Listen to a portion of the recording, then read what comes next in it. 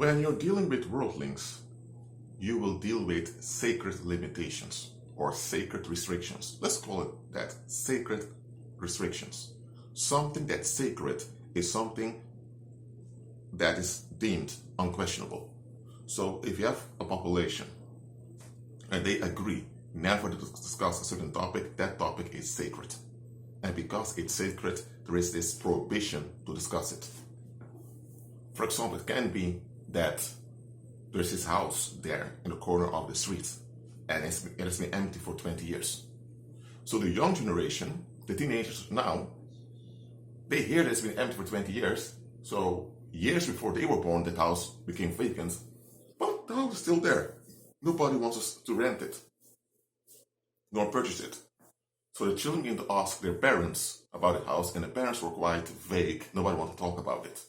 Then one day, an elderly woman told the youth, don't talk about it, really. Don't ask about it. It's for your own good, don't. And then the young people were thinking, what?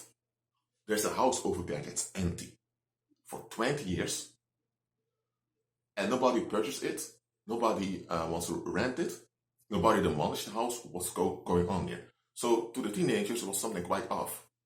But what was more upsetting was that their parents, as well as their older relatives, didn't want to talk about it.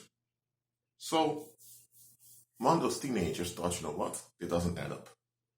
I grew up in this neighborhood and they expect me to comply with what society expects of me. But now there is something they have to explain to me, they don't want to give any answers. Yet I was told I need to tell everything when people ask me. So that teenager realized, okay, something's off here. This is a one-way street, it doesn't add up.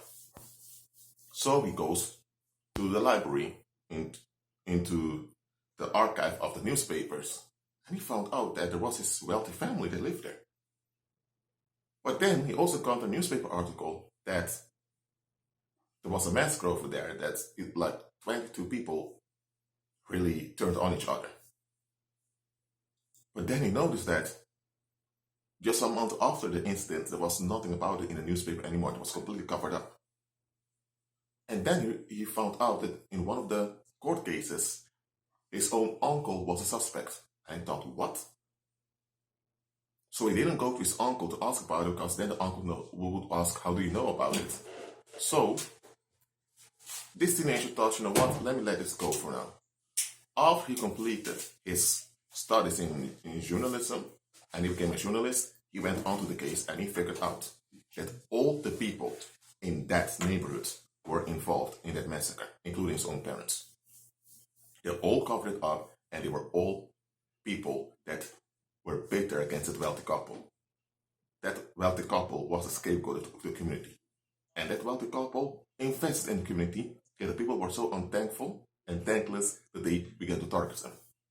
So those young people that targeted that wealthy family and that contributed to that massacre, they now had children of their own, and they wanted their children to see them as good, respectable people.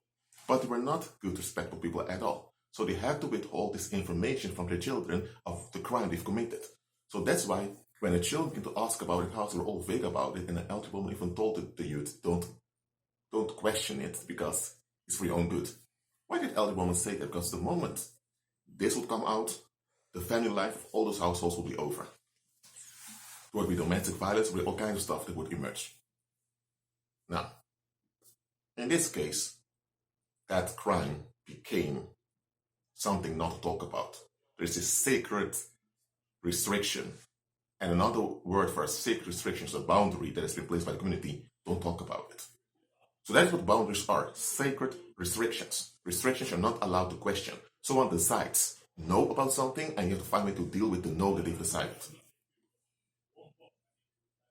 And look at this, even the Heavenly Father gives explanation of his actions. So look at the Old and New Testament. So who are human beings? They can just decide something and think everyone has to find a way to deal with it. So anytime society promotes boundaries or sacred restrictions, ask yourself what it is that they're hiding. Ask yourself, what are they hiding? The fact they're hiding something, yet at the same time expect to know everything about you as a community and to know what they're dealing with, that's a red flag. They want to know what they're dealing with, fine. Why don't they show you what you're dealing with?